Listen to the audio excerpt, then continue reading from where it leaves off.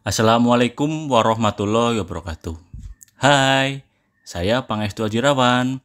Kali ini saya akan membahas tentang materi strategi produk. Produk merupakan titik pusat dari kegiatan pemasaran, karena produk merupakan hasil dari suatu perusahaan yang dapat ditawarkan ke pasar untuk dikonsumsi dan merupakan alat dari suatu perusahaan untuk mencapai tujuan dari perusahaannya. Suatu produk harus memiliki keunggulan dari produk-produk yang lain, baik segi kualitas, desain, bentuk, ukuran, kemasan, pelayanan, garansi, dan rasa, agar dapat menarik minat konsumen untuk mencoba dan membeli produk tersebut. Proses perencanaan strategi produk. 1. Analisis situasi. Dalam hal ini, analisa situasi dilakukan pada lingkungan internal maupun lingkungan eksternal.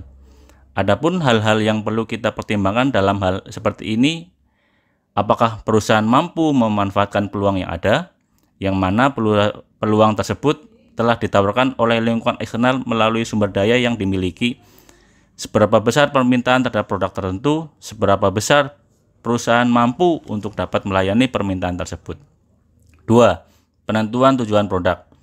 Pada umumnya suatu produk dalam perusahaan selain mempunyai tujuan untuk dapat memenuhi suatu kebutuhan dari konsumen, suatu produk dalam perusahaan juga dimaksudkan agar dapat memenuhi ataupun mencapai tujuan dari perusahaan.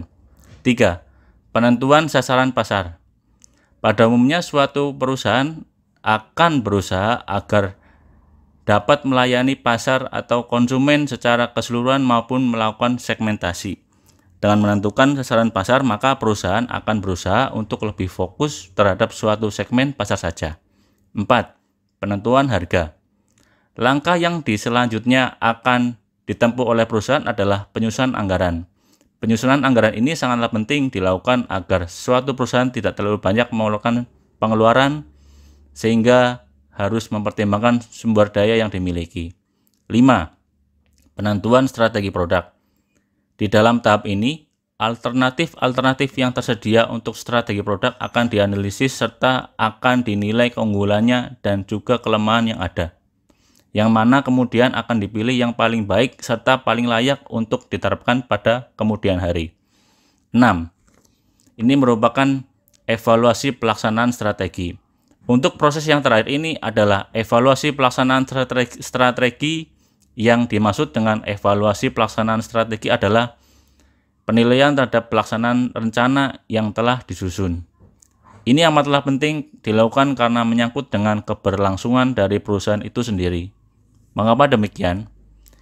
Bila strategi yang diterapkan mengalami ketidakcocokan sehingga mengakibatkan kerugian bagi perusahaan, yang mana kerugian itu terjadi terus-menerus serta tidak adanya evaluasi strategi ini, maka akan membuat perusahaan menjadi bangkrut.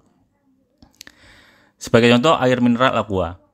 Strategi produknya dengan cara mengkombinasikan kekuatan perusahaan dengan peluang yang dimiliki untuk menciptakan sebuah strategi, yaitu dengan selalu melakukan inovasi dalam pengemasan produk sehingga dapat menarik minat konsumen baru dan menjadi nilai kompetitif dari produk pesaing, serta dengan meningkatkan kualitas SDM serta operasional yang baru untuk menghasilkan air minum dalam kemasan yang sehat serta higienis.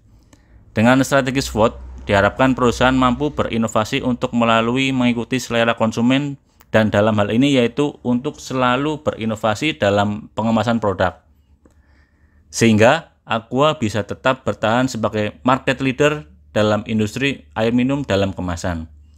Selain itu, untuk menjaga citra positif brand Aqua dapat dilakukan dengan cara program CSR.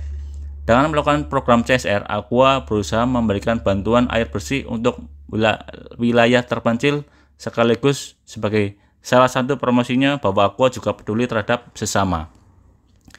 Demikianlah penjabaran tentang proses pelaksanaan perancangan strategi produk. Khususan itu semua tergantung pada diri Anda dalam pelaksanaannya. Terkadang kita sudah menyusun strategi yang begitu hebat dan matang, akan tetapi dalam pelaksanaannya belum tentu akan sukses. Maka dari itu tetaplah semangat.